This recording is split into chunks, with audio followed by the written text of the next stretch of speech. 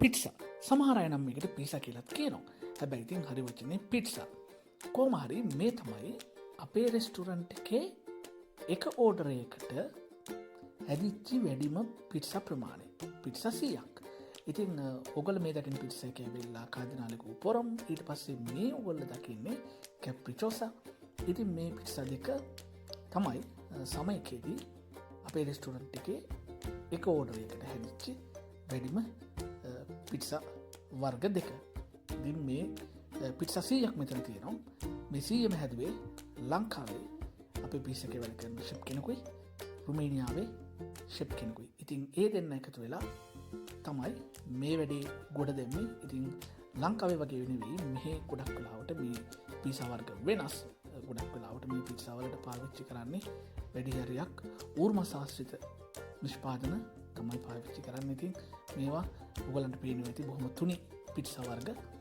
ඉතින් ඉතාලි ක්‍රමයට තමයි ගොඩක් වෙලාවට මේවා තියෙන්නේ. ඉතින් පිට්සා පෙරේතු ඉන්නවනම් ඔන්න පහලින් කමෙන්ට් එකක් දාගෙන යන්න.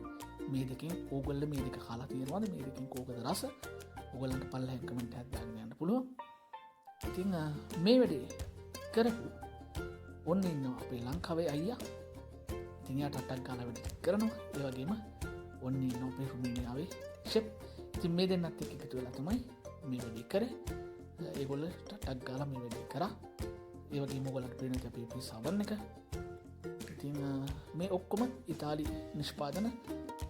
ඒ වගේම තමයි මේවට ගන්න අමුද්‍රව්‍ය. ඒවත් සියල්ලම ඉතාලි නිෂ්පාදනය කරන දේවල්. ඉතින් හරි රසයි මේ පිට්සා. ගොඩක් වෙලාවට පොඩි අය තමයි ඉතින් ඒවා කන්නේ. දෙන්නත් එක ටට්ටක් ගාලා මේ වැඩේ ඉවර කරා. වැඩි වෙලාවක් ගෙන ඔය ඔයගලන්ට තව උතන පිට්සා එකක් අයියා ගේනවා පේනවා ඇති. ඒක වෙන වර්ගයක්. එතකොට වර්ග 3ක් තියෙනවා, දෙකක් නෙවෙයි. ඒක මම හිතන්නේ ඒක සලාමි. ඉතින් මෙන්න මෙයාත් අපිට හෙල්ප් එකට ආව මේ ඇවිල්ලා අපේ ඩෙලිවරි බොයි.